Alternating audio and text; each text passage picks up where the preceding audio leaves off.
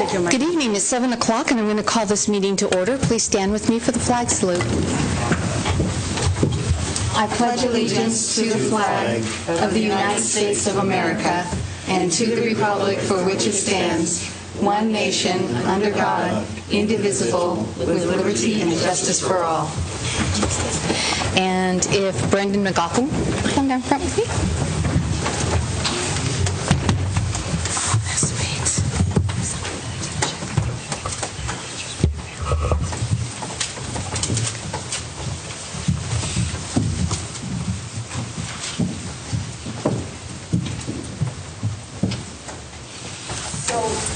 Brendan McGoffin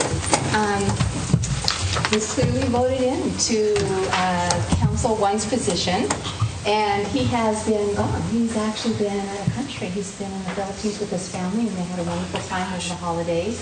So he didn't have a chance to be sworn in with the other council members when we did that a couple weeks ago. So in all transparency, we have already done this because we wanted him on board and we wanted to give him information, but we wanted to do the ceremonial. We wanted to make this formal in front of the public and for all of you who voted him in. So, Brendan, if you'll raise your right hand. I, Brendan McGoffin. I, Brendan McGoffin. Do solemnly swear. Do solemnly swear. Or affirm that I. Or affirm that I. Support the Constitution of the United States. Support the Constitution of the United States. And the Constitution and laws of the State of Washington. And the Constitution and laws of the State of Washington. And all local ordinances. And all local ordinances. That I will faithfully. That I will faithfully. And impartially perform. And impartially perform. And discharge the duties. And discharge the duties. Of the office of City Council Member. Of the office of City Council Member. For the City of Sedro-Woolley. For the City of Sedro-Woolley. Skagit County, Washington. Skagit County, Washington. According to the law. According to the law. And the best of my ability and understanding. And the best of my ability and understanding. It's so good to have you on board, Brendan. Thank you.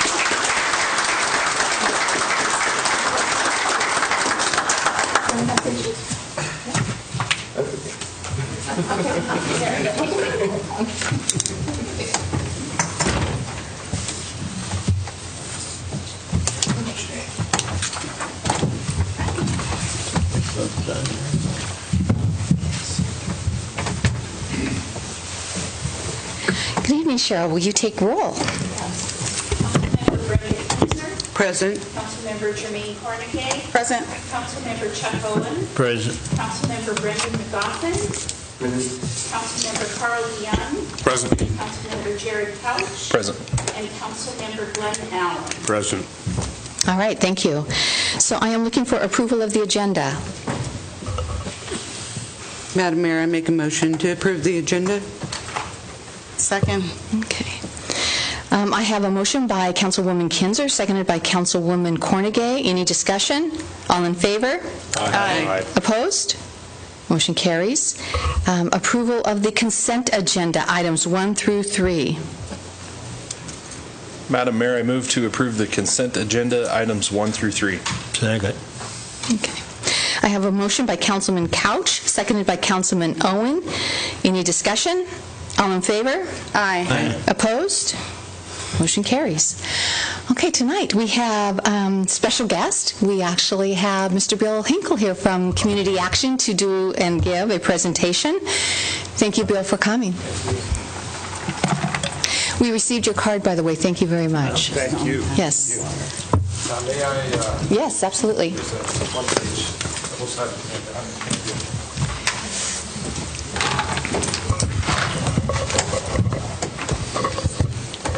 Mayor Johnson, Sedro-Woolley City Council members, it's great to be in your great city. Thank you for letting me blow in the wind tonight. I'm Bill Hinkle. I'm the Executive Director of Community Action of Skagit County that serves Sedro-Woolley and the entire county with services aimed at helping people stabilize during a crisis and move out of poverty. So that's what we do.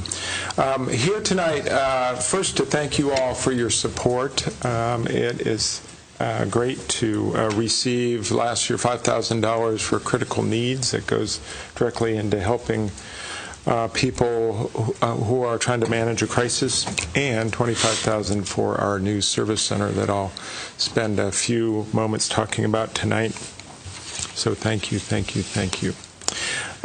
Great also, I wanted to thank the city, you all, for what I perceive from my perch is really actively taking on the housing crisis and leaning into the homeless situation.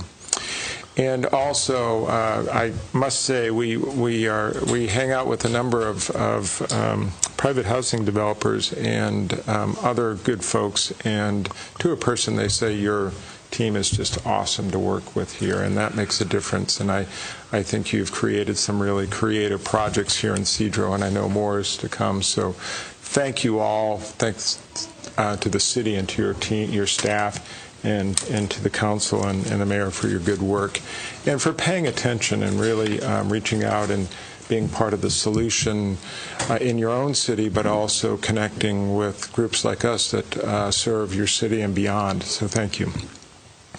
On the handout I just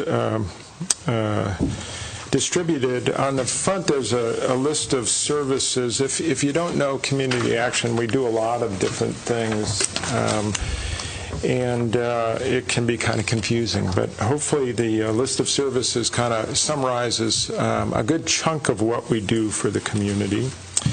And that goes from behavioral health work, community engagement. We manage the East County Community Resource Center right up the road in Concrete.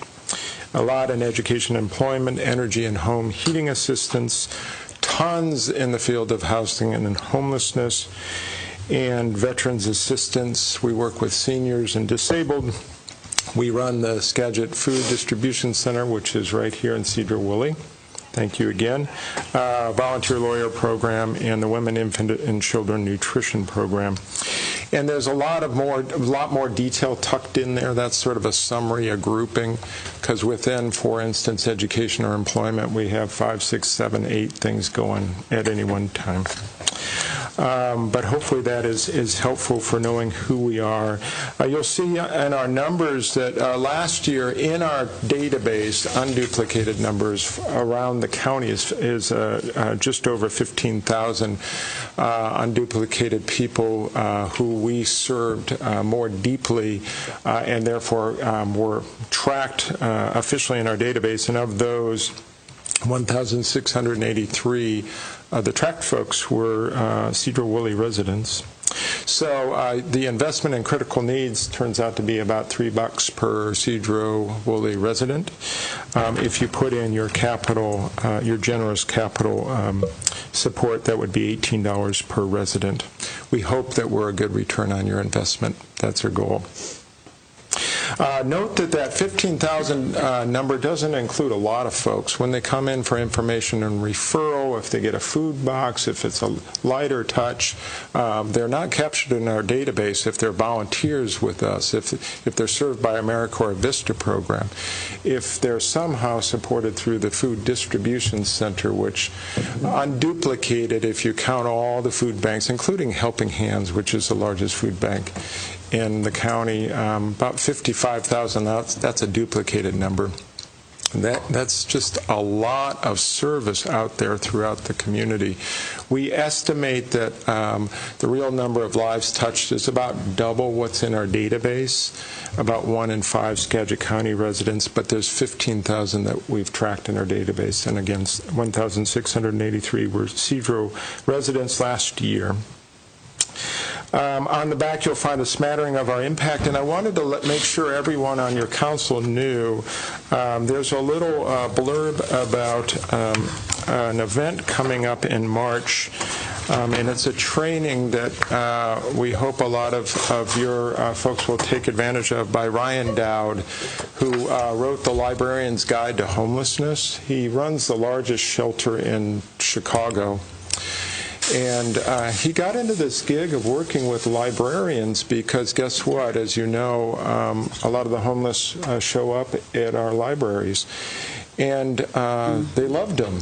And he wrote a book, and now he's kind of nationally renowned, and he works with people in law enforcement, ER folks, librarians, case managers, business owners, baristas, anyone who interacts with people experiencing homelessness.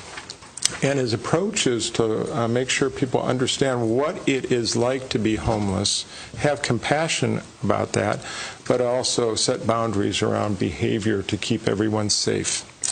And it's a full-day training. It is $70 per person, but that includes lunch, and it's at the Swinomish. And so if again, I put in that handout, if any of your cohorts might have interest, please let them know, and they can get more information on our website, Community Action of Skagit County. So we hope that will be a good thing. We're hoping to host up to 400 people that day, and our entire staff is going to be going. So we're excited for that. A few other highlights, and I'll keep this brief for you. We had clean audits again this year. We were in the green again this year. So we tried to ensure that we are well run and well managed. Some of the recent expansion of our mini services, we worked with the county and now have a team that works. Works with people who are addicted to opioids. And it's a street outreach team, and it's one staff person with this bevy of volunteers that goes out daily and interacts with people living on the street to develop relationships of trust and try to get people into treatment and off the streets. And it's really been an impactful program. We've also stepped into supported housing and supported employment for those with behavioral health issues, and some Medicaid transport for seniors and people with disabilities. But we're most proud, perhaps, about opening Skagit Vets Connect in May, and thank you to some of you who were able to attend that day. That's in Burlington. And it was open to be a source of welcome for local veterans who need connections with each other, certainly, and also connections to resources. And it's meant to be a place of warm welcome. And the numbers there of people accessing that has gone up each month since it opened in May. And we're really proud of the team of our staff and a number of partners who work directly with veterans there. As you know, we are keeping our main service center that we're all over the county in Mount Vernon. And thank you again for your support. Right now we're under construction.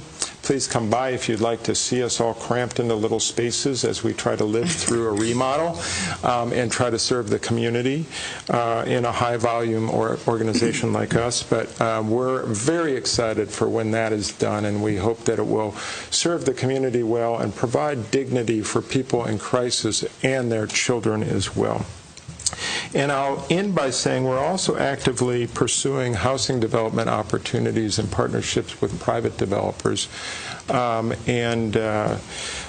We've created a task force around that and are looking at some potential projects, including a potential project in Burlington that might include housing for veterans.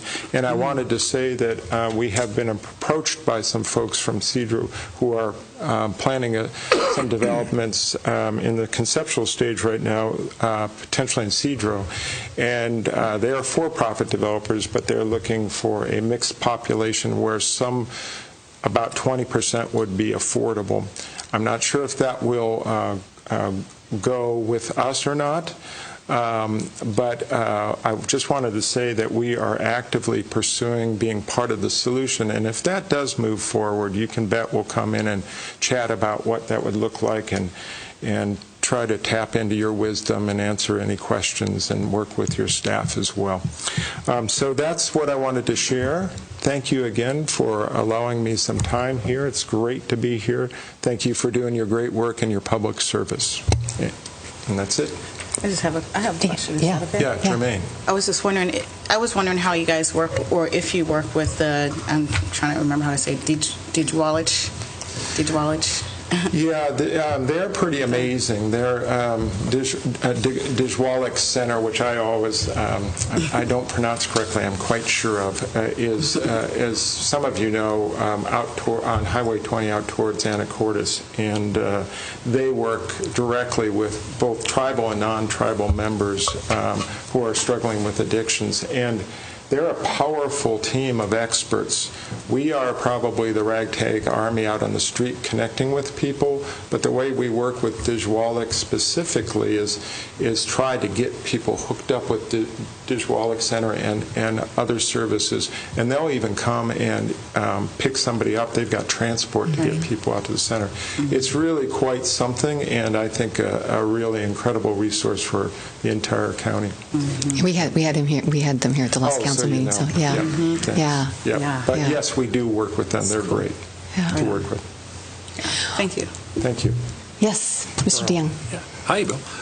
Thank you for the number of how many people you serve in Sedro-Woolley. Yes. What was it, 1,368? 683. 683, excuse me, dyslexic. So is that within the zip code or within this? It's within the zip code. So I know the question does come up often here, and I know that gets a little sloppy, so thank you for clarifying. But that's how we're able to track it, and so it's I guess not I appreciate having the number, really do. Yeah. And thank you for all you do in the community, and also all the different programs you allow us to participate in. And I think the most dramatic one I participated in, and others in the council have, is the theatrical of being poor for a day. Oh, right, the poverty simulation. Yeah, correct. and I just wanted to say thank you for putting that on. I think that is just such an object lesson for folks to go through. And I appreciated the role that you had, and I was quite shocked at the role that you were acting at that day. I was pretty effective at being a real schmuck that day. Yes. Your words, not mine. But thanks for doing that. Thank you. I appreciate that. And I wanted to put in a thanks. I'd heard you and others were very interested. This year is a census year. Yep. And I heard through the grapevine that there was some budget put towards making sure that we're signing people up, and we're also aligned on that project. That's something we're very engaged on in 2020. So thank you for that as well. Yep. Anyone else? I just want to echo what Jermaine and Carl had to say about all the work that you do. Thank you. It's been a privilege working with you, and I hope we continue to do so. Thank you. It's been a good relationship. And I want to add the final thanks of both Jermaine and Julia have been real supporters on our board of directors in the very recent past, so thank you for that as well. Thank you. Thank you. Yep. Great. Thank you so much. Take care. And then Mr. Ian Larson's, the Downtown Association. Looking forward to hearing your report.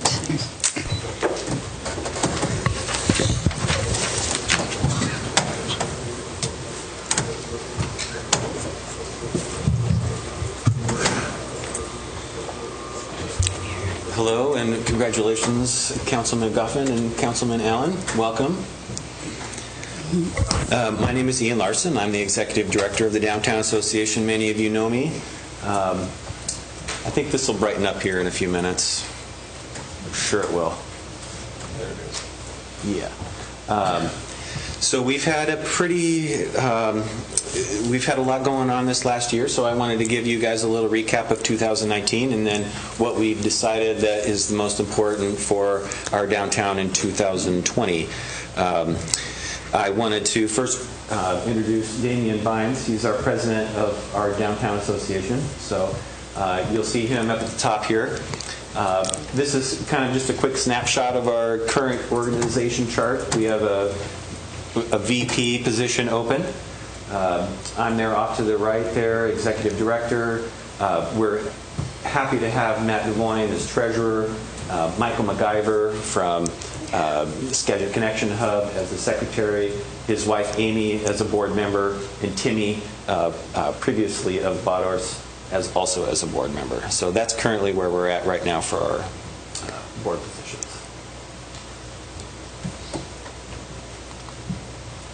So some of the things that we accomplished this year was we felt like we needed to take on the banner project that has kind of been hanging out there with the Art Council. So we offered to go ahead and redesign those things. So with some help of some friends of Timmy's, we, as an organization, created the 4 banners that you see on the left, and you've probably seen them downtown. They were up all summer long in spring, and just wanted to say, Nathan's not here, I don't think, but thank you for the city for taking those down, putting them up, and taking care of them for us. So that's a big help for a little org.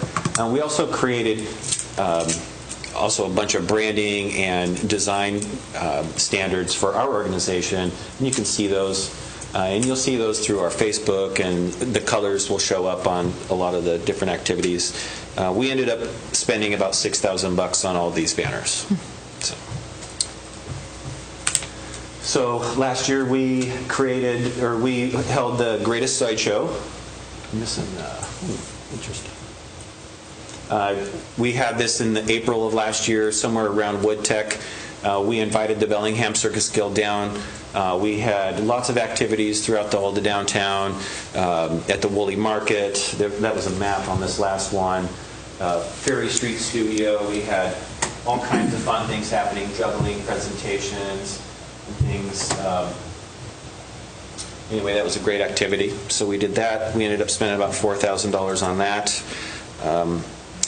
And then we also, one of our biggest accomplishments is the Startup Sedro-Woolley program. So we partnered with the Center for Inclusive Entrepreneurship, the SBDC, and EDASC, and we're funded by a USDA grant to create this First Step business class. It was a 4-week, 2 times a week training program for people that have these business ideas. They didn't know how to flesh them out.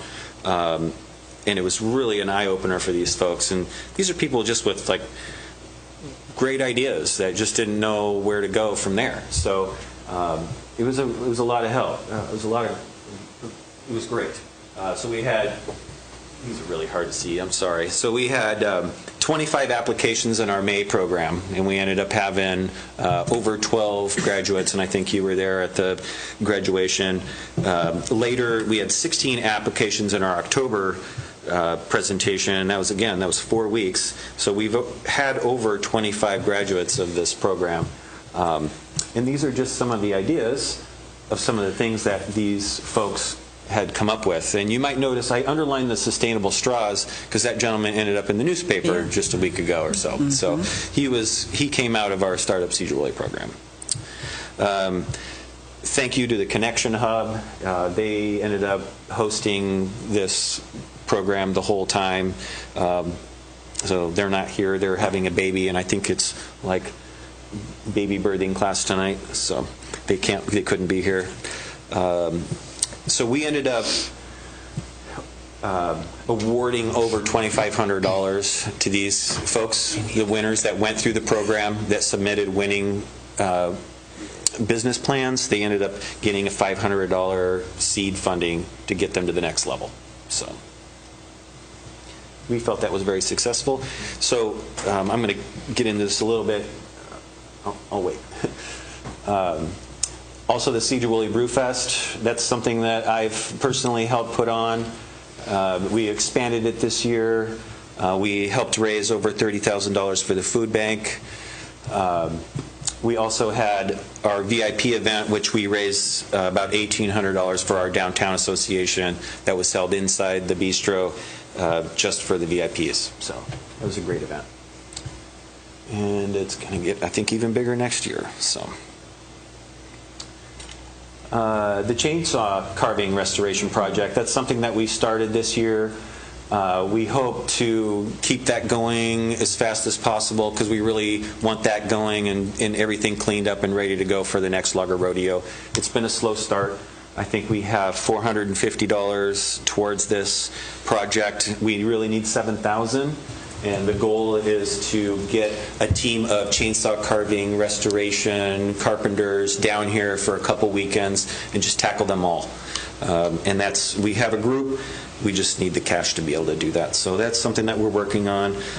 This project comes from, I don't know if you remember the Revitalize Woolley event that we had years ago. This comes as one of the top things that the community wants, is to see that those carvings are restored. So.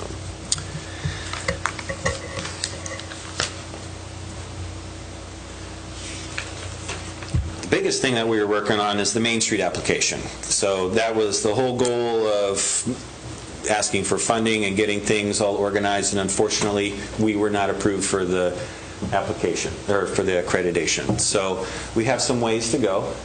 One of the things was having a budget that is appropriate to have a full-time executive director, which, if anybody's worked in the nonprofit, it takes a while to build that. Brings me back to the conversations I've had with Brianne, who's our liaison down there. When we first started this, I'm like, okay, how can I get this thing jump-started? We want to become accredited. And she's like, slow down, wait, it'll come to you. So we've learned a lot from that. So we're just going to keep going and doing what we're doing, and hope that the community sees what we're doing is worth supporting. So that's all. May I ask a question regarding Yes. that? So, in your opinion, how responsive has the community been? I know when you held the kickoff, there were a lot of people here who were very much interested. I think there's a lot of people that have ideas, and a lot of people want to get involved, but when the rubber hits the road, I think that's where we're missing, we're not hitting the mark on finding volunteers. We're not hitting the mark on finding people to invest in our mission. And I don't know if it's, maybe we haven't been around long enough, maybe we're hitting the wrong target, maybe they're investing somewhere else. I don't know. I think everybody loves what we're doing. I think there's a good group behind us. Mm-hmm. I just don't think that, I don't know. Yeah, it's a good question. I was there at the very beginning, too, when we did that class over in Port Townsend, and one thing that I think stood out for me was the fact that they said you really need the community to buy into it, and they said it takes time. Yeah, absolutely. That does take time. Yeah, and it starts with, and we were in the same class, I think, Mm-hmm. it starts with this little circle. It's like, who's in here? Mm-hmm. It's like, you guys are in here, right? And then how do we get this? And then there's this Mm-hmm. inside group and then the outside group, and then it got bigger, and then down the road, it's now an organization that is revitalizing Sedro-Woolley. Yeah. So.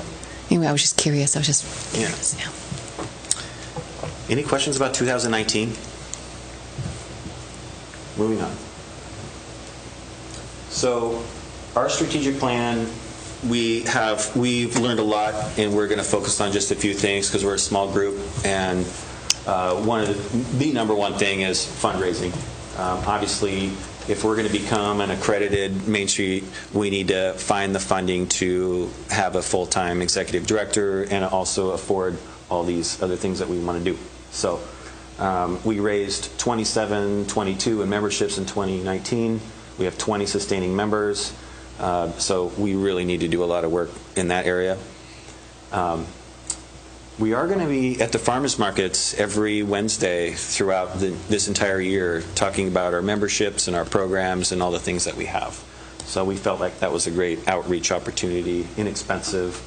We're going to have some events, which I'm going to talk about, the history tours, which we're all very excited about, and some merchandise sales, just some, we look around and there's no Sedro-Woolley tchotchkes. So we felt like we could maybe fill that gap. So the walking history tours. So everybody, I'm sure, knows Patty over there in the audience, right? So she has really come through and helped us put together over the last 2 or 3 months now a walking history tour. And we're very excited about this, especially the museum's now going to come on board and help us support us with this. So she's created this script, and we've got a team member to work on costumes, and it's just a very exciting time for us here. So this is the history tour. Starts at the museum, still has the video store in there. This is a full picture, but it goes through basically the historic downtown and talks about all kinds of things. Patty, I don't know if you want to say anything, but talks about the bank robbery and all the exciting It basically talks about little bits and pieces of the history, about the events that have been in Sedro-Woolley for a long time, the Lager Rodeo, the buildings, some of the buildings and some of their early establishments, the 1911 fire, the bank robbery, the town sites of Sedro and Woolley and how it got its name, the brothels, Saloon Row, just Skagit Steel and Ironworks, just little snippets of the history of Sedro-Woolley. It's an hour-long walking tour. It walks you through the downtown. We've built into this program a whole bunch of collaborations with all kinds of businesses down here, so we can not just show off our building, but incorporate their businesses into the tour. We're going to kick this off in April. It's going to be offered every Saturday, April through September, probably depending on the weather. And we're always going to start at the museum, and really hoping Councilman Cornegay to really integrate with the museum as a strong component of theirs. One of the big things, too, that we're excited about is we're going to create this old-time newspaper, which is going to be kind of a takeaway. So we're going to be able to, as tourists come through, we're going to be able to give them away. It'll be fun, historic ads, continuations of stories, but also stories and highlights of the businesses that we have today. So maybe Connie at Magnolia talk about her historic building. Hey, I'm here, I'm in this old historic building. So really just, again, talk about the local businesses that are here. So we're excited about that. We're really modeling this off of the Bellingham Fairhaven group. What's it called, Damien? Good Time Girls. Good Time Girls. So they have a thriving walking tour program. So we decided only doing 3 events this year. So moving on. We're going to do the greatest sideshow in Woolley, which again we talked about that. We're going to do that again on April 18th. So I think it might miss the Wood Fest, but this is the date that the crew is available to put it on again. It's in conjunction with the Tulip Festival. We're really going to try to piggyback on that as far as a family-friendly activity to do. You know, go play in the mud and then come trance all over us. So, Woolley Western Days, that's an activity that we really wanted to do last year. We just couldn't get all of the volunteers in order. So I've got a really strong group of people involved in that one, and we've scaled it back to something that we can accomplish. So, and then a wine and progressive dinner project. We haven't fleshed that out yet, but we wanted to emphasize the food and beverage services down here. So it's something that we thought we could do, starting small and kind of build from there. Oh, missing a few. Supposed to be a sideshow image right there too. But so those are some of the images that we had last year. So anyway, so then business training. So one of the things that we thought also, and some of the feedback we got, is a lot of the businesses, may not know exactly what to do here and there. If you follow us on social media, you probably saw a new event that is just posted about navigating that rural environment for your business. So we've identified some opportunities we feel like some of these small businesses can take advantage of. So we want to pass that on. So we're kind of taking it from the Startup Sedro-Woolley concept in 2019, which it actually has progressed into Startup Skagit. So they're moving this whole Startup Sedro-Woolley program to the Eat Ask office, and it's becoming something much greater for the county. So we're going to focus on business training and helping businesses like the guy down the street, the hair salon, things like that. So with our partnerships, Flexure, the Connection Hub, we also thought social media is something big that the community really needs to be educated about. So, accounting, cash flow. And then the final thing that we thought is really important is signage. And Mayor Johnson, we talked about this the other week. There's all these ways in and out of Sedro-Woolley. There's thoroughfare here, 20, state, and it's great for all those surrounding communities, but when you're trying to revitalize or build the downtown, there's no signage downtown. Nobody knows that this business is down here or this business is down here. So we thought that what we could do is just leverage what's already out there. I-5, there's 3 or 4 spots on I-5 dining areas, just down north and southbound. These are examples, but these are the actual opportunities that we're talking about. So Cook Road, we want to put a sign on Cook Road, come down, visit historic downtown. Highway 20, between Burlington and Sedro-Woolley, same thing. I know there are some signage there, but we want to create signs similar to a more recognizable sign that people might say, oh, what's going on down there, right?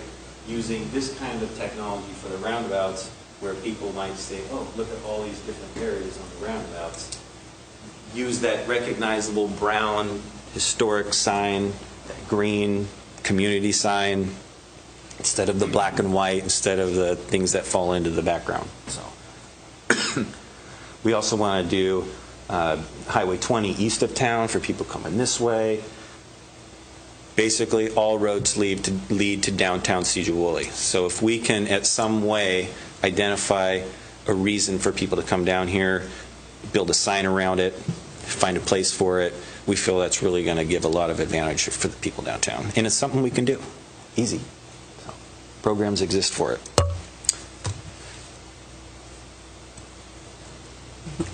Actually, I have a question just off of the last slide. I was curious what the, do you have, what's the budget for the signage? So these guys are like, there's 2 spots available, 3 spots available on I-5 north and southbound. It was like $350 a piece. That's, the business needs to pay for that. We talked about subsidizing some of that, but it's about finding businesses that will fit that. So they need to be open 6 days a week. They need to be open 12 hours a day. So finding family-friendly businesses like that in the downtown. I know we could go to Lorenzo's, that's one of them, right? But we're trying to attract people downtown. So it's about getting like Coconut Kenny's, it's Magnolia, maybe the Bullpen, that kind of, those businesses to sign on to that. The bowling alley. As far as like the county signs, I don't know yet. Thank you. The historic signs, I'm not sure yet.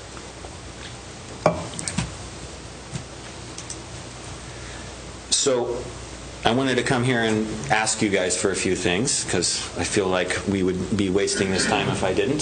So one of the biggest things I talked about is the land. These signs, I think, are really important. We all are very adamant about driving people into the downtown. We talked about that all kinds of creative ways, right? So what I would like to do is ask the council to come up with some areas where we might be able to place those signs. Is there something in your ward? Is there something in your area? Is there a spot that maybe the city owns? Is it public land? Do you know a guy? How can we put a professional sign up there to drive people into the downtown?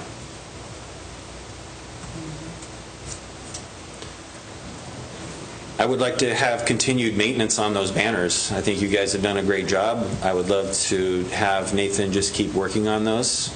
I know at the beginning we talked about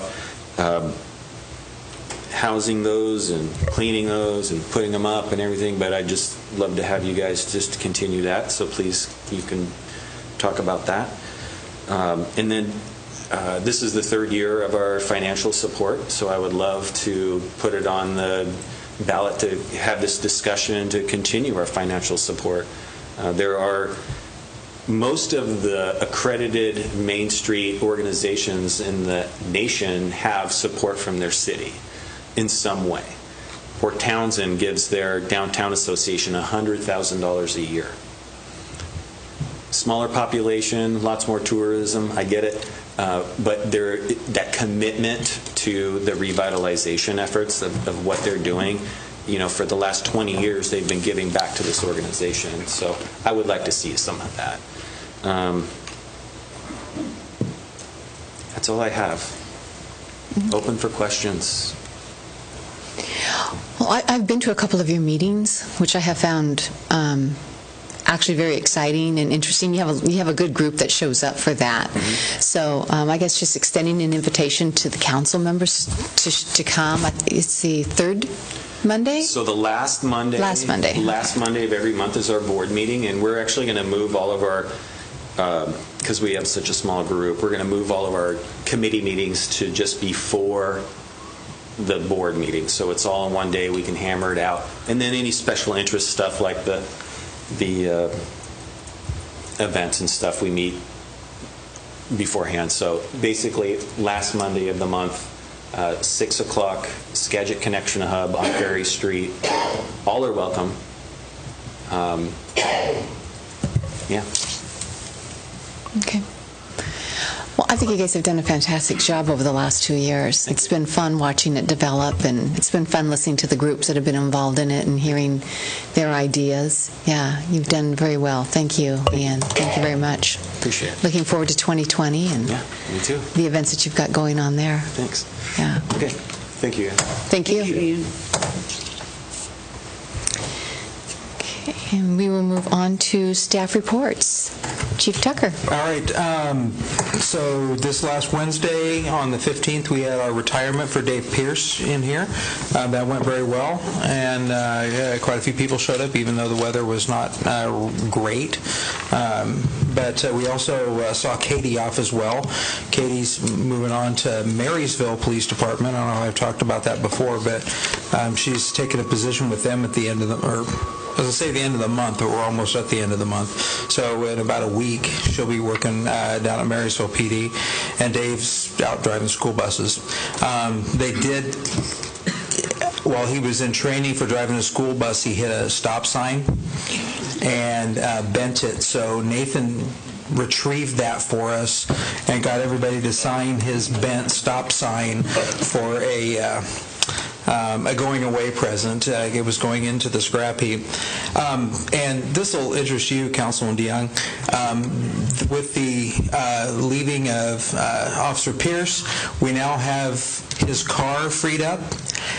Glenn Gardner is prepping that up to put the radar reader board on it, and we're going to figure out how to run all that. And you're going to start seeing that around town as soon as Glenn gets it up and running. And we're going to put it. We're going to keep it moving all the time. It'll be a lot easier than our trailer that you have to make sure you have a vehicle that can go hook up to the trailer, haul it somewhere and set it up.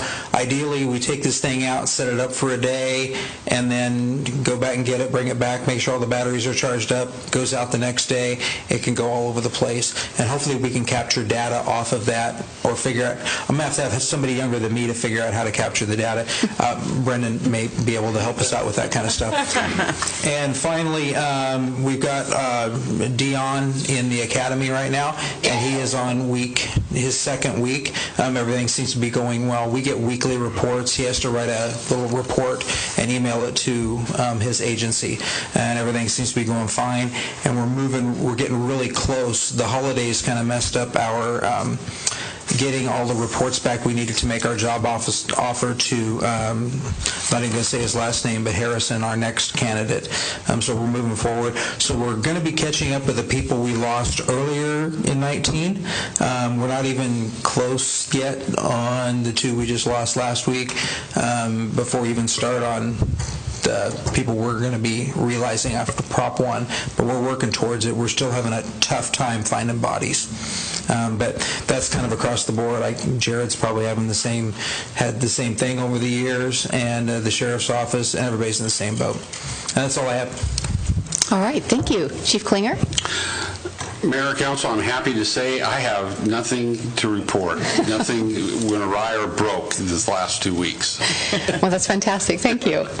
Mr. Coleman? So the Planning Commission had a public hearing last night on the accessory dwelling unit, proposed amendments to allow accessory dwelling units, and they were able to make it a recommendation. So I was not able to get that to you for tonight, obviously, short turnaround, but that'll be coming to the City Council hopefully at the next council meeting. And then aside from that, since the legislature has been in session, there's been several bills that have been introduced that could affect the planning department. So we're keeping an eye on several of them. One of them is House Bill 2570, which is legislature's attempt to require cities to allow accessory dwelling units. It's still very early in that one, so it wouldn't be very compatible with the accessory dwelling unit regulations that we're looking at passing in Sedro-Woolley. But we'll see if it makes it through legislature. We're not worried about that yet. It still hasn't had its time for the public to comment. There's also House Bill 2549, Senate Bill 6454, Senate Bill 6463, and House Bill 2343 that we're all keeping an eye on also, that may have an effect on Growth Management Act and city planning in particular. So I'll keep you up to date on those as they proceed through the legislature. All right, thank you. Mr. Freiberger? Thank you, Mayor. Well, snow was kind of the big story for Public Works in the last week and a half. Pretty much all hands on deck for a few days there. Guys did a pretty good job. They were starting at 4 o'clock and first shift working until noon, and we had support staff working until 3 o'clock and overtime. Generally, I think they did a pretty good job on their response. That was a lot of snow for us to handle with our few rigs, but kudos to council for supporting us on buying the new implements that we did over the last few years. They were all in use. We had every single piece of equipment, the snow push that we just bought, the new sander box for the small rig. They were all well used during that period of time. Thanks to Aaron and Bill Chambers for getting the word out on social media.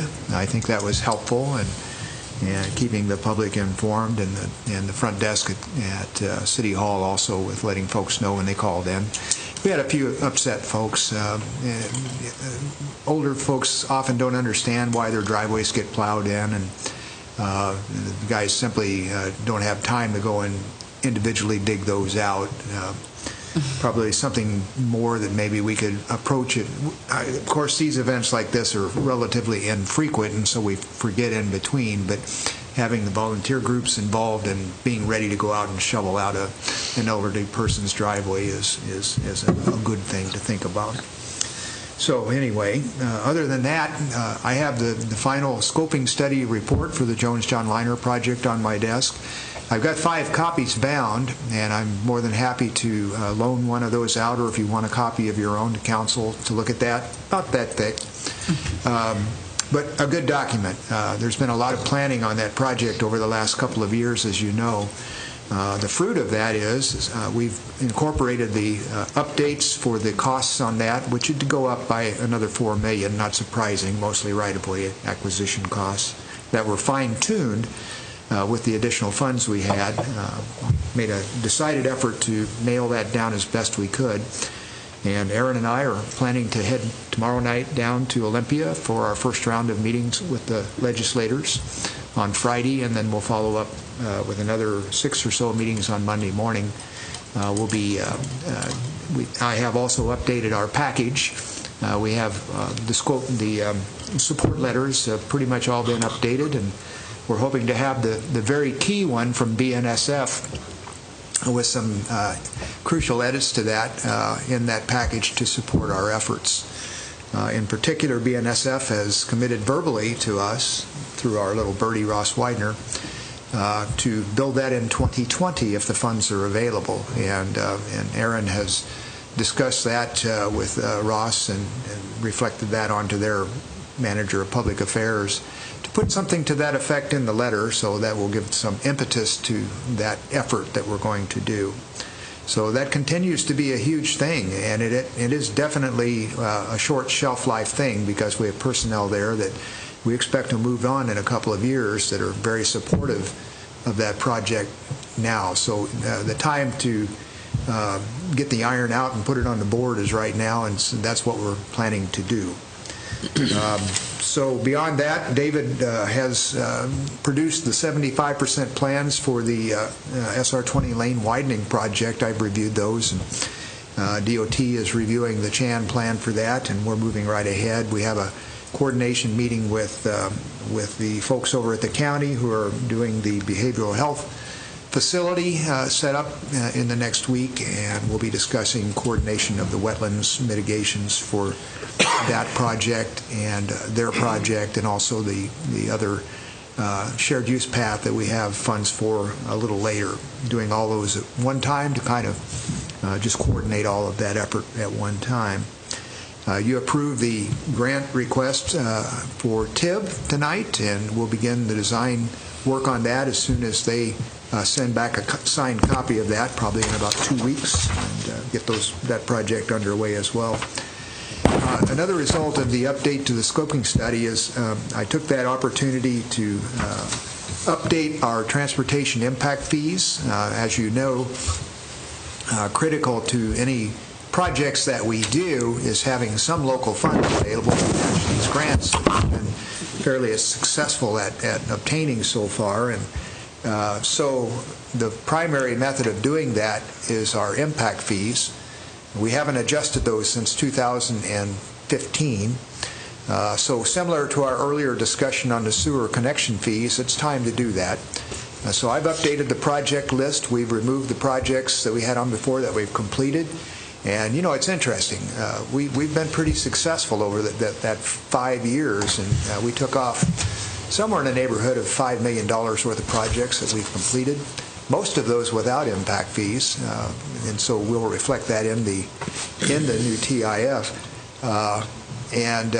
We haven't really added any because our planning is pretty much focused on that Jones-John Liner corridor, but we are reflecting the higher price for those projects, and we'll have that to you sometime in the next month for your review and possible adoption of an update to the transportation impact fees. We'll be working on an update for you on the I-976 impacts for the work session on February the 5th that's coming up.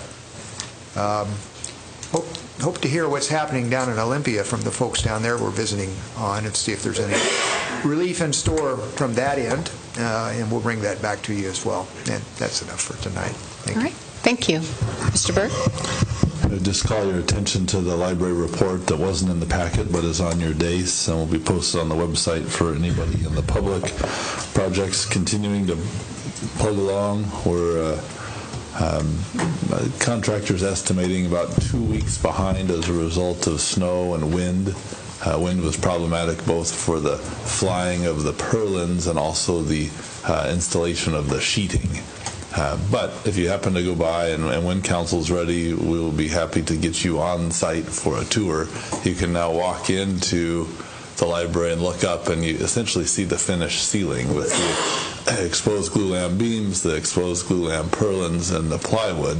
You know, the only missing piece of that will be the clear finish, and of course all the stuff that gets hung on it and attached to it. So project's continuing to go well, and I'd be happy to answer any questions if you have any.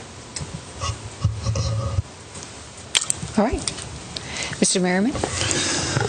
Last report I gave at the last council meeting, we talked a little bit about the final payment of invoices for last year. And tonight you approved actually the last one. So we're done with 2019 and we're moving forward.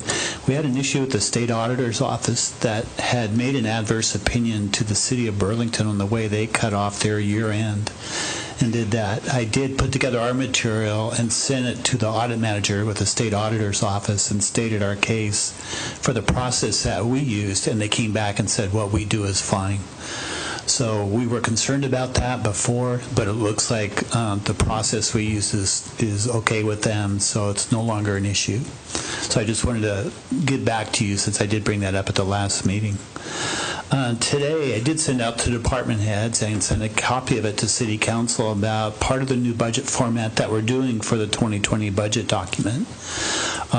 One of the things about a budget, it's not just a list of numbers for us to track our costs and things. It's a communication device to the public as well. And from a city staff perspective, Samut, you are the public. You represent the public.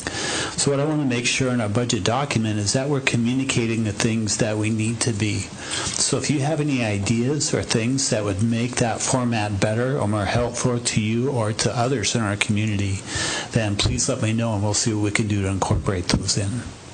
And that's the end of my report. All right, thank you. Councilman Couch?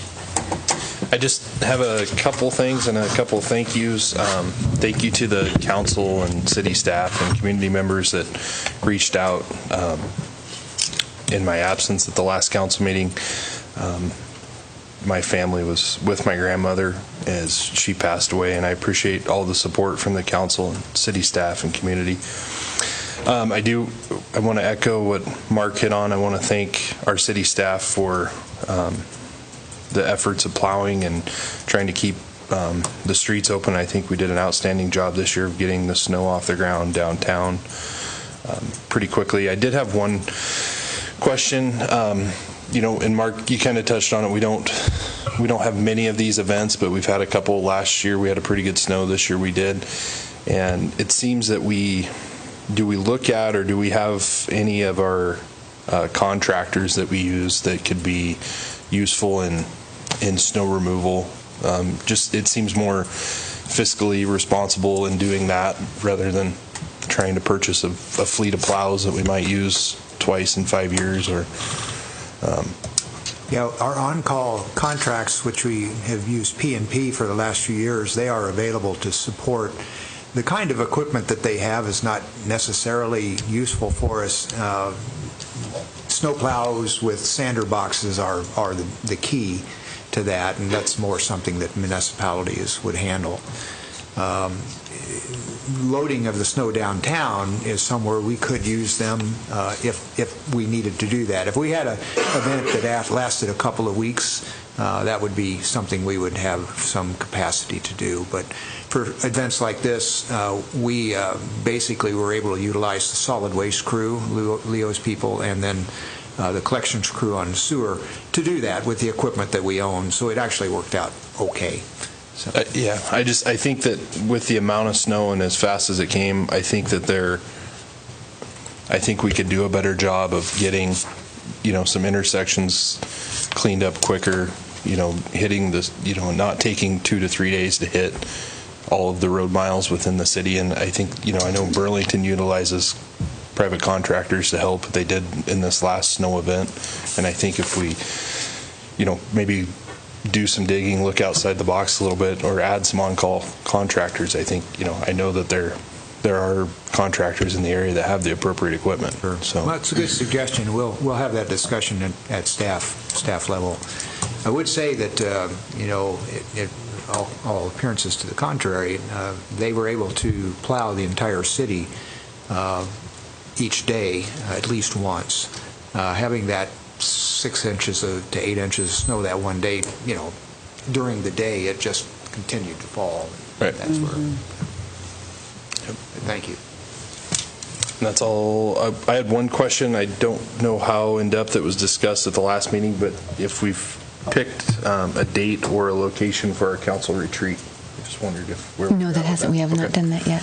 You have suggestions, though? I'd love to hear them. Okay. Thank you. Yep. Again, our condolences, Jared. Thank you. Yep. Councilman Owen. I just wanted to pass on something that's already been commented on. I've had a lot of good comments about how quickly the streets were cleared, especially State Street and some of the main arterials around town. And I was really amazed how quickly they did respond to that, and how quickly that berm down Main Street was removed.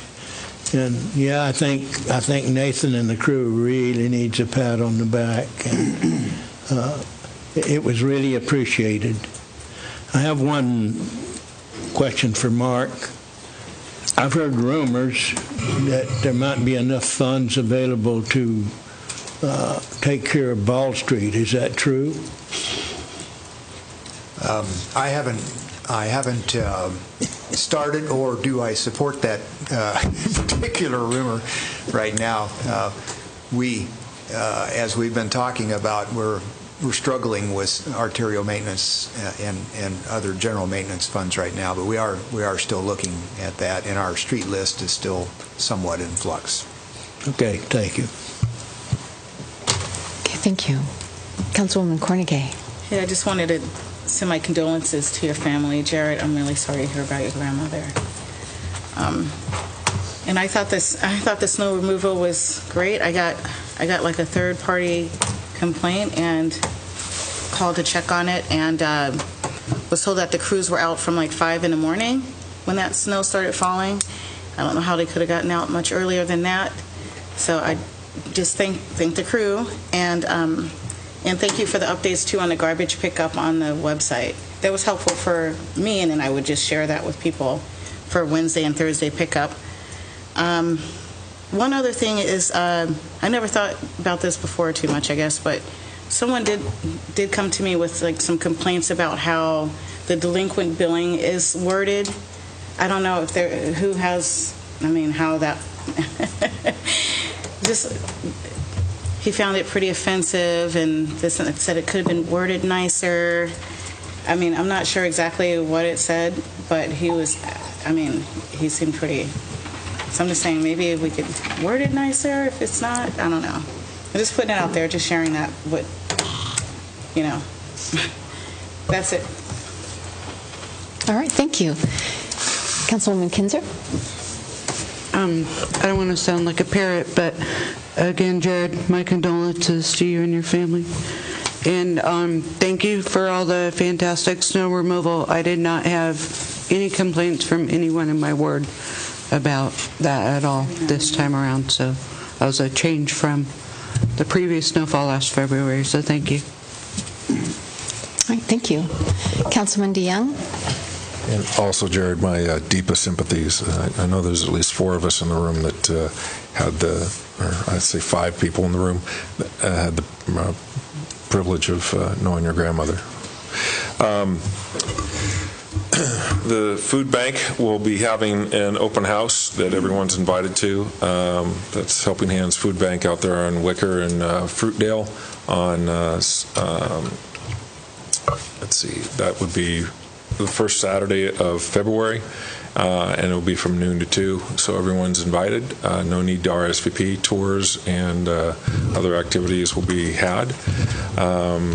Again, to repeat, I won't be in Sedro-Woolley for the 5th of February, so probably asked to call in to the work study session if the council so approves that. And also relaying a thank you from the Sedro-Woolley Rodeo Queen, who had her coronation this past weekend, and the city was thanked several times for that. All right, thank you.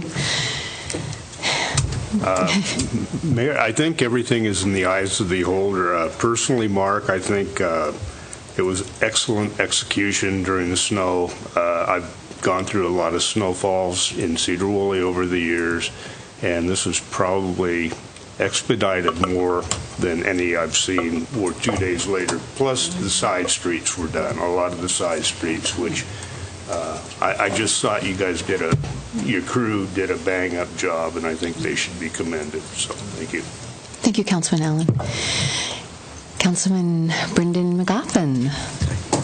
I just want to say thank you for this opportunity to serve. I'm excited to start this year, and thank you to council for excusing me while I was on vacation.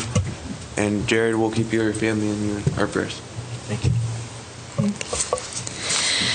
So I want to point out to the council in front of them is the home dedication ceremony that's going to be happening for the Habitat homes on Beatty Street. It'll be January 25th from 3 to 4. And I did forward to you, you should have received the invitation, personal invitation from Teresa Pugh. She would love to see you come, love to have you come see the homes. So that is in front of you. And did everybody have a chance to see the card that they sent? Okay, good. Also, I wanted to extend my thanks to Councilwoman Cornegay, who gave a wonderful speech, a wonderful presentation out at Country Meadows on Martin Luther King Day. It was really impactful, Jermaine. It was very nice. And I want to thank Country Meadows and also David Bricka for setting that up. Yeah. That's lovely that you do that. Thank you. That's really lovely. And Councilman DeYoung, I don't see any reason why you can't call in. We've kind of set a precedent regarding that, so. Yeah. Oh, I didn't hear you. I'm sorry. I said calling in on the 5th, that shouldn't be a problem. Oh, okay, thank you. Yeah, that shouldn't be a problem. Madam Mayor, Yeah. I did want to amend my comments. I also want to say an outstanding job to the crews for the snow. 0 complaints registered with the council member in Ward 6, and that's different from previous years. And I did have a question about the supply of de-icer. It seemed like there was no interruptions this year, so I'm glad that got fixed logistically. But again, if you could just bring on, it sounds unanimous from the council that really great job. Thank you for cutting me off. Oh, I apologize. Anyway, so that is my report, and we will move on to public comment. It is 8:06, and I will open it up to public comment. I ask that if you come forward, that you keep it to 3 minutes. Give your name and address. So. My name is Frank A. Bresnan Sr., 1004 McGargyle Road. I've lived there since 1983. Mayor and council members, I have been up here numerous times pleading with you to help with traffic on McGargyle Road. What do? I have to do? Who do I need to speak with? The principal, the bus company, even equal enforcement of the law with the school traffic could help with this issue. Did you and Ehrenberg go up and look at the traffic problem? I did. I went up and looked at it, but I think as I shared with you, I'm already familiar with it. I've already had experience with it, so I know what you're talking about. Right. Yeah. So I need to know what has to be done because nothing is being done. No tickets wrote. The police only show up at 3:45. Everything happens between 12 after 3 to 20 to 4. Okay.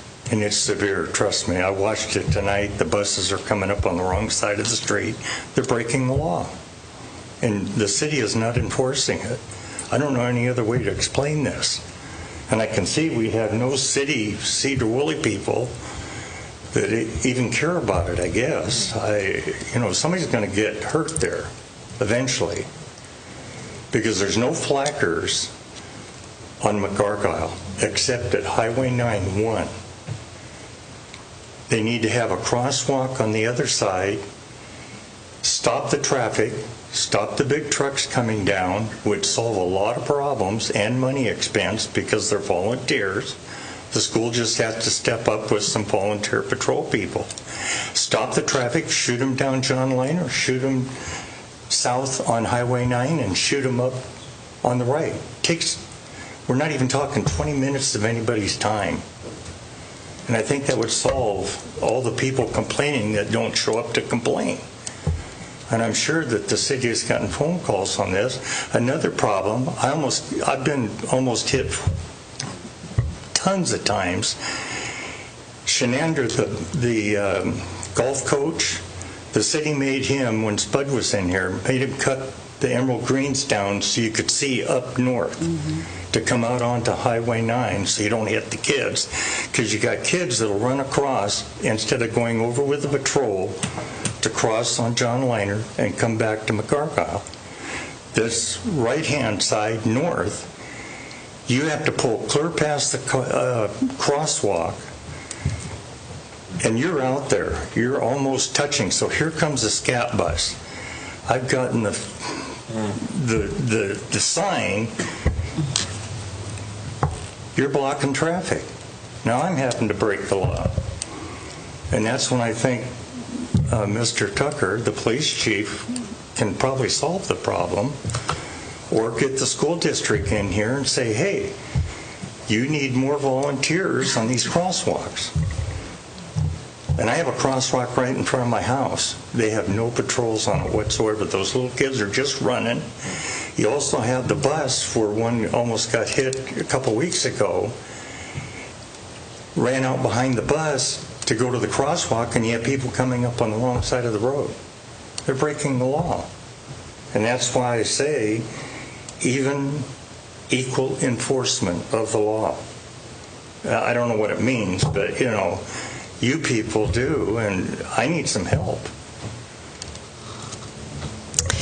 Yeah, I don't have answers for you. I'm sorry, I just don't have answers for you. It sounds like it's a combination. What about Mr. Tucker? Well, I think it's probably a combination between the city and the school district. That might be a conversation that we have to have. But We have to have something, because it's getting out of hand. But I don't have answers for you tonight.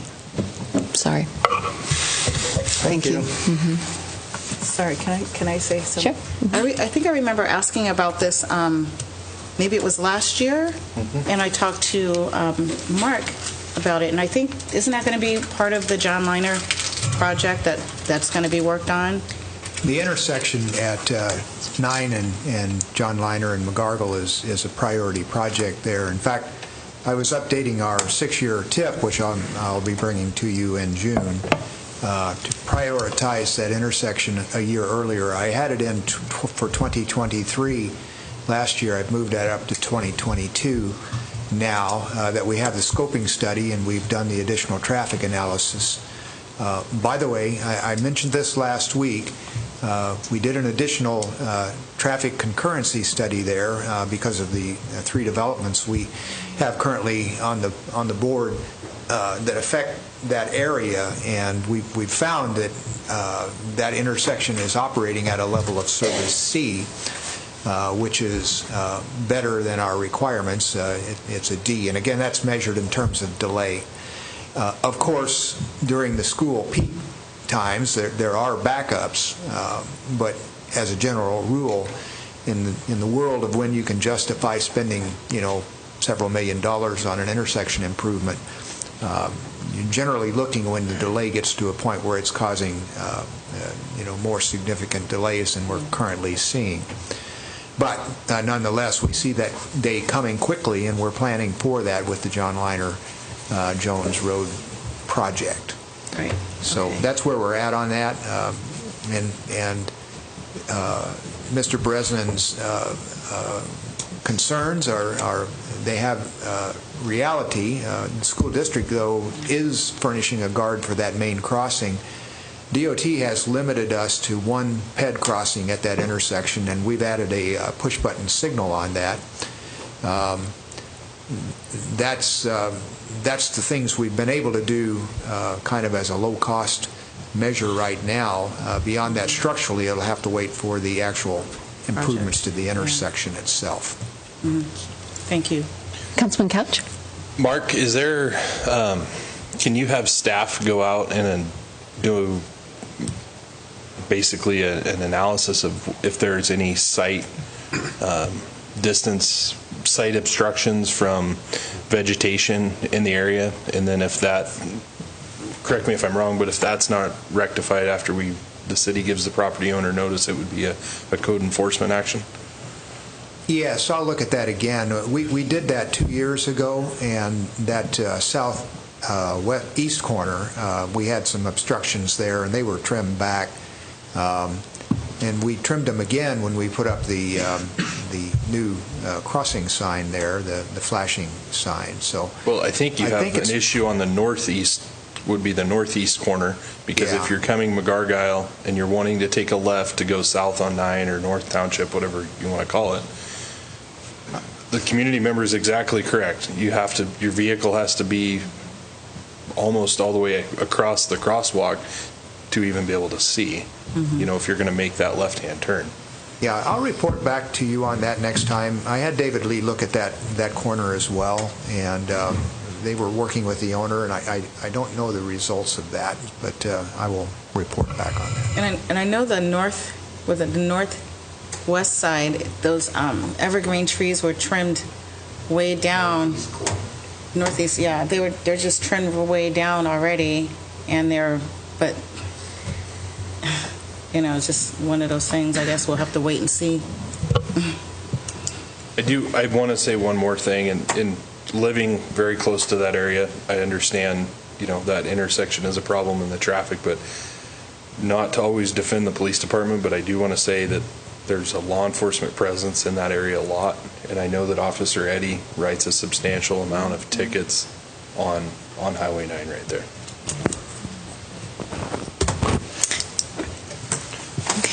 All right. Anybody else for public comment?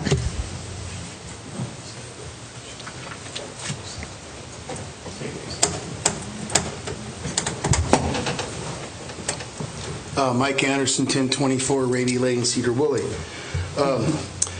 Came here and John brought up about AUs, accessory dwellings, and I assume they're going to be citywide. That way we won't have a concentration in one neighborhood. And the other thing is I hope they'll be paying impact fees and sewer connection fees, so the rest of us in town won't have to pick up the cost of the new growth. And as I'm talking about impact fees, Mark brought up about, I guess it was 2015 you said they adjusted them? Was that just traffic? We did traffic in 2015 and 16. I think the actual ordinance was passed in 2016. It was just traffic impact fees. And the last time we did sewer we just did sewer in December, November, December, updated that. And that had been 2014 before, so both of those had significant See, I remember gaps. when we cut everything in 2008 because we had the Great Recession. Right. And I don't know if we've ever got back to those levels with parks, traffic, fire, and what's the other one? That was the. And I think we need to, with the projected growth we're getting, and with everywhere I'm going around, there's landing, annexation. We need to get ahead of the 8 ball because if you don't do it, the citizens have to absorb the costs that are living here right now that are on fixed incomes, or some of them. And so I think now is the time to do it. And it was great that, Mark, you brought up that you guys are going to Olympia. I think, we just passed Prop 1, and that was because of growth created that problem. So I think there should be a police impact fee, but I know the state doesn't allow that. The power comes down from the state. So whoever goes there this next week, let's talk to our legislators. It shouldn't be a partisan issue. And let's see if we can get police impact fees. I think all your small cities are having growth issues. Yeah. And police, I don't understand how that didn't happen. I mean, we got fire impact fees, but you don't have police. Because why should the citizens that live here have to pay for the growth that's coming in? Let growth should pay for growth. So that's all I want to say. And one more thing. I like to have the citizen input at the beginning of the meeting, so a guy like me doesn't have to sit here and watch a bunch of whatever. I've done that. And we used to have it like that. And we had a lot more people come and talk, and then they could get back to home to dinner or get back to their family and not have to I'm missing a basketball game. So, all right. That's all. Thank you. Thanks for being here then. Anybody else for public comment? Because then they all leave. If not, I'm going to close it. It is 8:18, and we will move on to unfinished business.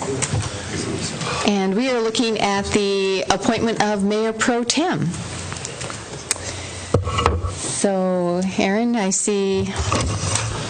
Yes, so the Mayor Pro Tem appointment's a biennial activity of the City Council. This was tabled from the last meeting because we had only 5 of the 7 members. All 7 council members are eligible for appointment, including the current Mayor Pro Tem. And that's really, it's just entirely in the council's ballpark. So looking for a motion to appoint a Mayor Pro Tem to serve from now until the end of 2021, or when that person's successor is appointed. I'd like to make a motion to appoint Councilmember Couch to serve as Mayor Pro Tem from now until the end of 2021 or until a successor mayor pro tem is appointed. Do I have a second? I'll second that. Okay. Any discussion? All in favor? Aye. Aye. Opposed? Motion carries. Congratulations, Councilman Couch. Excellent. The mayor will be transferring her vacation calendar to you in the morning, and we'll expect you to be available during each of those absences. Better tie your boots on tight on those days, Aaron. Well, that was quick and easy. Again, congratulations. Proposition or the proposed annexation of the Falklands 1.25 acres on East Jones Road. This will be ordinance 1951-20, page 31 in your packet. Mr. Coleman. All right, so way back when, actually not sure, back in February, I think, or December of last year, actually, in 2018, we received interest from a property owner to annex one property at the corner of Jones Road and what is now the intersection of Cambridge Street, which is part of a new development off of Jones Road. They've gone through the process. It's been to the City Council a handful of times, including a public hearing, and the Council passed Resolution 102919, accepting the boundaries of the annexation area and directing staff to send the proposal to the Boundary Review Board for their required review. That required boundary review period has expired on December 20th, 2019, and they had no comments. So the city is now free to annex the area, pass an annexation ordinance annexing the 1.25 acre parcel of land into the city of Sedro-Woolley. Its proposed zoning designation would be R5. That is what it's shown on the comprehensive plan map, so there'd be no change from what it had already been proposed to be when it was included as part of the urban growth area. And I think this is the fourth time now that this topic's come up with the City Council, so we're asking for action on this ordinance tonight. Any questions or comments for John?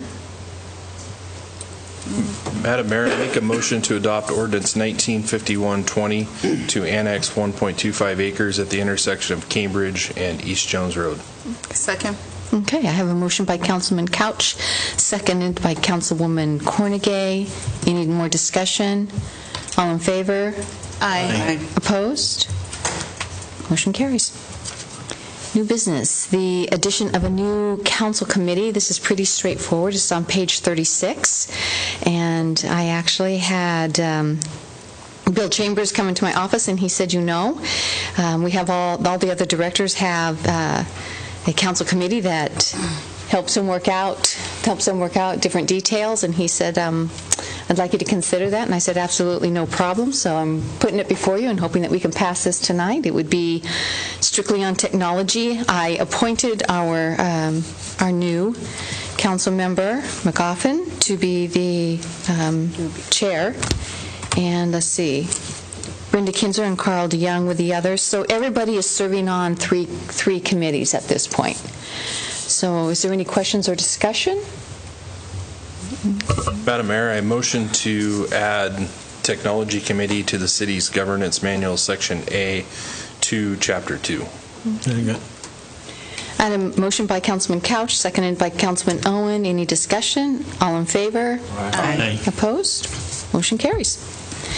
And then ordinance number 1950-20 to adopt a biennial budget process. Mr. Merriman? Madam Mayor, there's a second requested action on that last item to confirm your updated appointment. Oh, sorry, yes. So I do need a motion to confirm the 2020 City Council Committee assignments. Madam Mayor, I make a motion to confirm the 2020 City Council Committee assignments. Okay. Second. Okay. I have a motion by Councilwoman Kinzer, seconded by Councilwoman Cornegay. Any discussion? All in favor? Aye. Opposed? Motion carries. Okay. Now on to ordinance number 1950, 22, adopt a biennial budget process. Mr. Merriman. Thank you, Mayor. This agenda is for ordinance number 1950-20, and this pertains to the city adopting a biennial budget process going forward. In 1985, the state legislature adopted the Municipal Biennial Budget Act, and what this did is it lets cities actually do a 2-year budget rather than just a 1-year budget. To date, there are a little over 46 cities and 6 counties, I believe, that have made that change. The key point to it is the timing of it. So all biennial budgets have to start in an odd number year. So in this case, we'll be looking at 2021 and 2022. And to enact our doing a biennial budget, we have to pass an ordinance before June 30th of this year stating that's what we're going to do. So the ordinance that I've put before you is that ordinance to go ahead and set that up. Some of the discussion points about a biennial budget, I have listed those out on page 39 of your agenda packet. There are 4 different bullet items on there. There are a lot of questions I get sometimes. Some of them are, does this save time? Yes and no. So biennial budget, we're not preparing a document, a book every year and spending all our time on publication. What we actually do is we use a longer-term planning horizon. When we do the budget, we're forced to at least look at 2 years. One of the things that I like to do is tie it to some of the other city plans that we have. So there are some definite benefits to it. The main thing there is an effort to get the city to be more strategic in our budget process, not just 1 year, let's hurry up and get the budget done so we can move on. So I think in our previous discussions, that's kind of the direction that I had. So this is authorized under RCW 35A, and it's a good recommendation that I would make to you as a city council. So we will be looking to adopt this ordinance. Any questions for Mr. Merriman? Okay. Yes. This is a great idea, in my opinion, and I support it. I do have some questions. The first one is how will the biennial budget process, how does that interact with our transportation improvement plan and our capital facilities plan? Okay. Both of those plans, the Transportation Improvement Plan, or TIP, Mark referenced that. He'll be working on that by June, I believe he said. And the Capital Facilities Plan is also, the first part of it is a 6-year plan. It does go beyond that in some categories. What each of those plans do is, transportation is obvious. It does set out a roadmap for what transportation projects we're doing over the next 6 years. A capital facilities plan takes all other areas in addition to transportation. You'll have all your utilities, you'll have the fire department, the police department, other departments as well. It's looking at it from a capital perspective, so we list out all our projects, and we have to balance that with projected revenues as well. So what I'd like to do in the budget process is I take the most recent capital facilities plan and the transportation improvement plan, both 6 years, and I'll do a look forward of 6 years in the budget process. I'll actually do a projection that long out. I use usually 6 years looking back to set up a trend so I can do that. Once that looks clear and it incorporates all those other plans, then what I usually bring forward then is the first 2 years of my projection. That's our budget for the 2-year period. So that's how those interact together like that. Thank you. My next question, now that I'm on the technology committee, is about the software that you use in the finance department. Is that going to be adaptable, flexible for this biennium budgeting? And what possible software problems do you foresee? I've looked into the software, and I've actually gone in and beat it up a little bit to see what I can get it to do. It does have functionalities for a biennial budget. It's probably not as streamlined as the software I would like, but it does have all the features that departments would need to input their budgets and do those different things. I have some recommendations I would like to make to Bias, our software company, on some of the reporting functionalities that it has. Right now, I can extract information out into Excel and do some manual things and set those up, but it's not always perfect as it comes out in a data form, but it is doable. So we can do a biennial budget, and there isn't anything that will impair our ability to do so. We did get a notice from Bias that they are merging with Tyler Technologies, or Springbrook Technology, excuse me, which is a much larger software company that provides software applications for municipalities. So I'd be willing to guess, I know Springbrook can handle a biennial process like that in the next couple of years we'll probably see some new product offerings coming out because they will be retaining Bias as a company, but their logic base and everything they use for their software will have those enhanced features. Great. And just some comments here is that I really appreciate, and we hear from the council that we appreciate your check-ins on the budget, frequent check-ins. You provide a high level of communication that really appreciate to see, what is there, about 5 adjustments to the budget a year that you kind of plug in there, and you tell us where we're at to budget and where we are to actuals. Really would like to see that continue on and really bake that into the process, especially when we get into, if you will, the mid-biennium reviews. Also, just that we will need to continue with this robust culture of where budget amendments are okay to consider throughout the year and not necessarily have to wait until it's up for consideration every year. So thank you, Doug. Anything else? So I was remiss, it was something I was going to say during my report, but I wanted to thank Congressman Larson. He has been to Sedro-Woolley here twice. He was here a couple Sundays ago. He did a wonderful community forum, and he talked about some of the issues that are happening here, not only, well, here in the state of Washington, and then also some of the federal changes that are coming and how they're going to impact our state. So it was great to have that opportunity to hear that information. And then he also came to town today. He asked me to give him a walkabout, so I took him downtown and showed him what we have happening in Sedro-Woolley. And he wanted me to extend his greetings to all of you. He says he loves our little town, and he thinks the people are great. He loves the look of our little town, and so it was fun. It was a lot of fun to have him here. So greetings from Councilman Larson. So if there is nothing else, we are adjourned.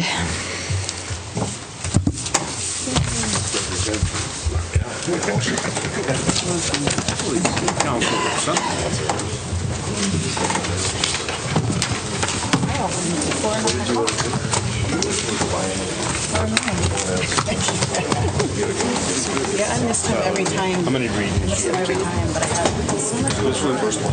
Can you? Making me look at But we didn't done it. There's consensus. Let's roll it.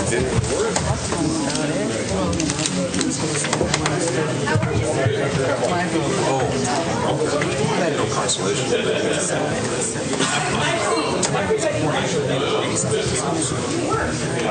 I'm so sorry. I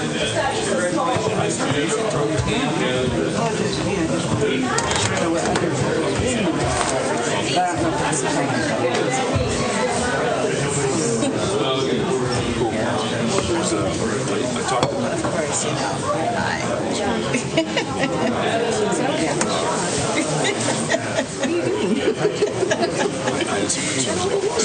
I know. It won't be the same process. No, we don't change it. I know, I looked at lot of pros and cons, and